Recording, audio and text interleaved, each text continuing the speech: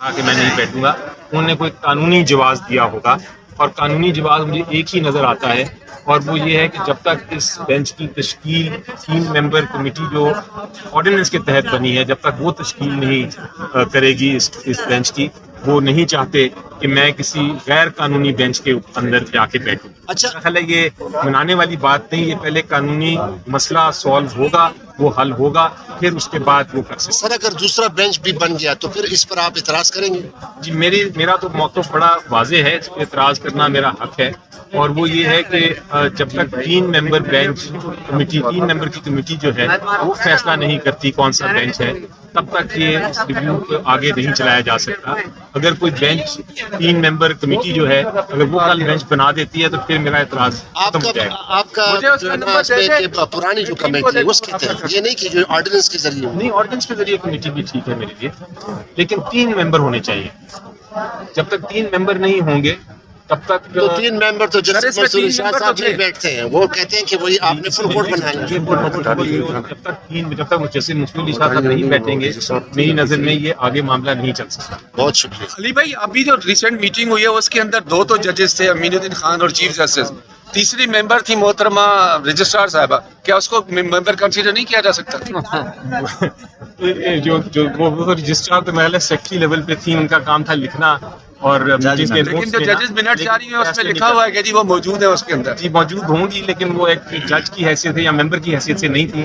وہ تو شاید ایک سیکٹریل سٹاف کی حیثیت سے تھی۔ سر یہ بتائے گا کہ جسٹس منصور علی شاہ نے جب خط لکھا تھا تو اس پریکٹس اینڈ پروسیجر کمیٹی کے بننے کے اوپر ہی انہوں نے سوالات اٹھائے تھے، اس کا مطلب آپ جو ہے پاکستان تحریک انصاف یہ ایکسیپٹ کر رہی ہے کہ یہ 3 رکنی کمیٹی ٹھیک ہے، چاہے وہ جیسی بھی بنی پریکٹس اینڈ پروسیجر کمیٹی؟ نہیں دیکھیں، تھوڑا سا آپ کو سمجھنا پڑے گا ایشو یہ ہوتا ہے، اور میں ہمیشہ قانون کی بات کرتا ہوں، ایک آرڈیننس ہے، آرڈیننس چیلنج کیا گیا ہے، سپریم کورٹ نے بھی اس پہ فیصلہ کرنا ہے کہ وہ قانون درست ہے کہ نہیں ہے۔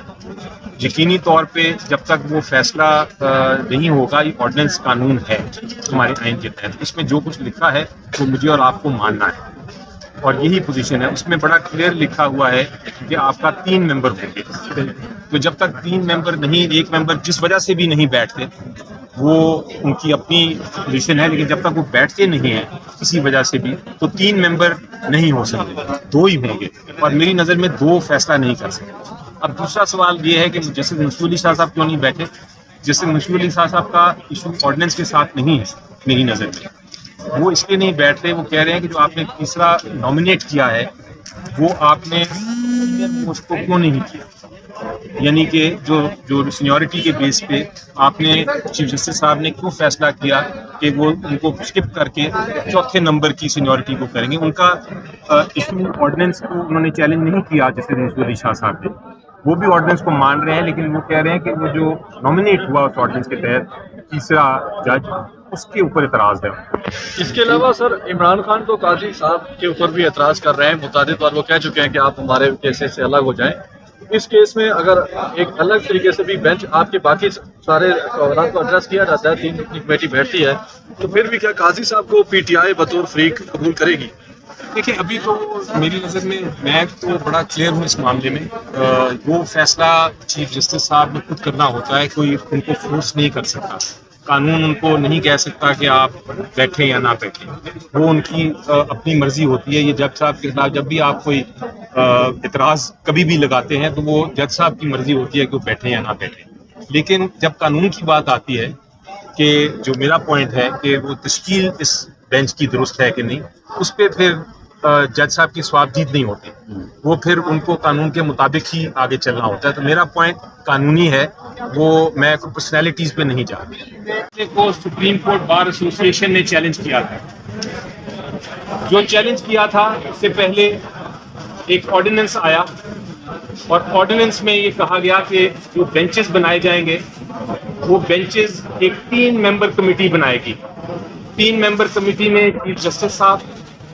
ان کے جو سینئر موسٹ جج ہیں جو جسٹس منصور علی شاہ صاحب ہیں، اور تیسرے کوئی نامینیٹ جو کریں گے چیف جسٹس صاحب اس کو، یہ آرڈیننس کے ذریعے ابھی ریسنٹلی حال ہی میں ایک کمیٹی بنا دی گئی۔ تو اس کا مطلب یہ ہوا کہ جتنی بھی کمیٹیز بننی ہیں، چاہے وہ ریویو کو سننے کے لیے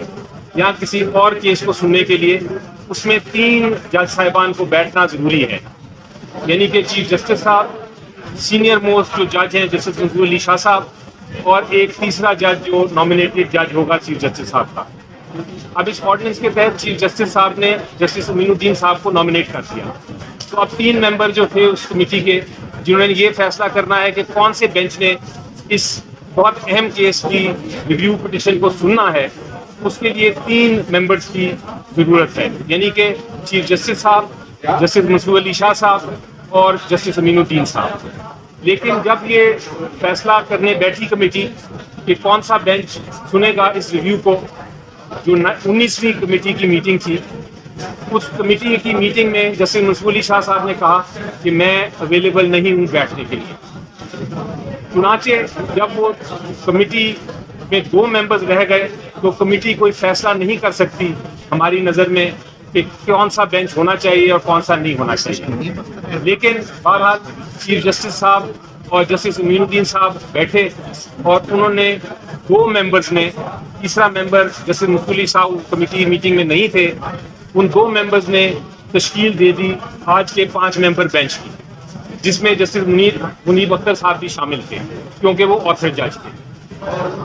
ہم نے فیصلہ کیا کہ ہم آبجیکٹ کریں گے، ہم اعتراض کریں گے اس کمیٹی کی تشکیل، اس کمیٹی کی جو 3 ممبر بینچ کی کمیٹی ہونی چاہیے تھی وہ صرف 2 ججز بیٹھے، ہم اس پہ اعتراض کریں گے کہ وہ یہ جو ریویو کا بینچ ہے یہ پراپرلی تشکیل نہیں کیا گیا، درست طریقے سے تشکیل نہیں کیا گیا۔ لیکن آج سماعت شروع ہوئی تھی ابھی تو اطلاع ملی کہ جسٹس منیب صاحب نے شاید اسی نقطے کی وجہ سے جس کو میں نے ابھی بیان کیا کہ اس بینچ کی تشکیل ہی پراپر نہیں ہوئی تھی، درست نہیں ہوئی تھی، شاید اسی وجہ سے انہوں نے آج فیصلہ کیا کہ میں اس بینچ میں نہیں بیٹھوں گا۔ چنانچہ آج بجائے 5 ججز کے 4 ججز بیٹھے، اور جب وہ ججز بیٹھے تو ہم نے اعتراض کیا اور ہم نے کہا کہ سر ہمیں ایک آبجیکشن ہے، ایک اعتراض ہے کہ آپ کی جو بینچ ہے 5 ممبر بینچ، اس کی تشکیل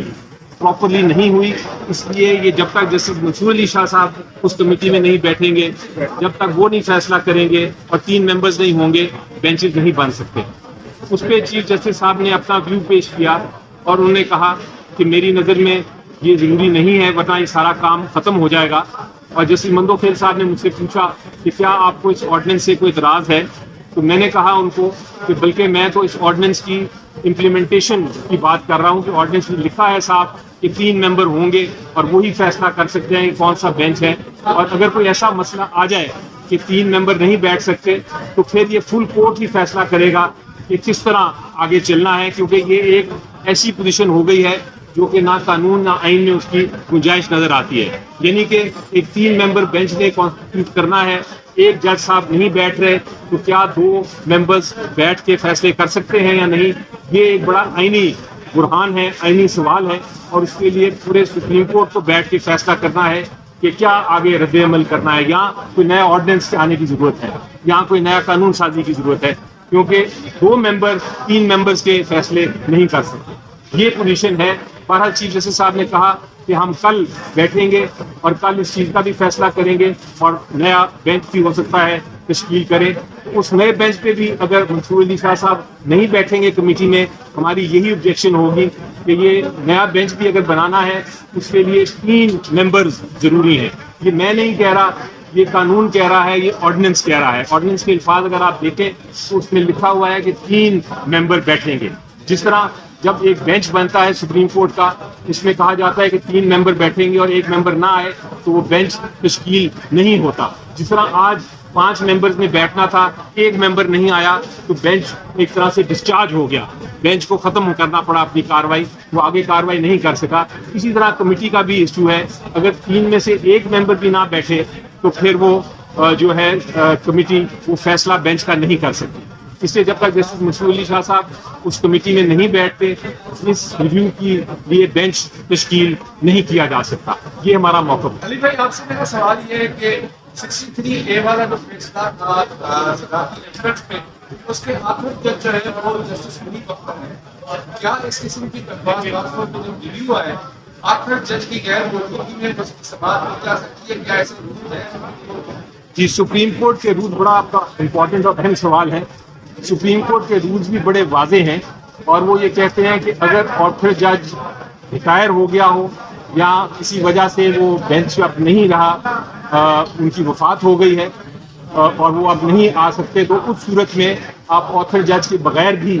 آپ ریویو سن سکتے ہیں. لیکن اگر آتھر جج سپریم کورٹ میں موجود ہیں تو پھر آتھر جج کے بغیر یہ ریویو ان کا سنا نہیں جا سکتا. یہ رولز ہیں. اب یہ رولز میں کہیں نہیں لکھا کہ اگر آتھر جج صاحب ریفیوز کریں اپنے آپ کو یا نہ آ سکیں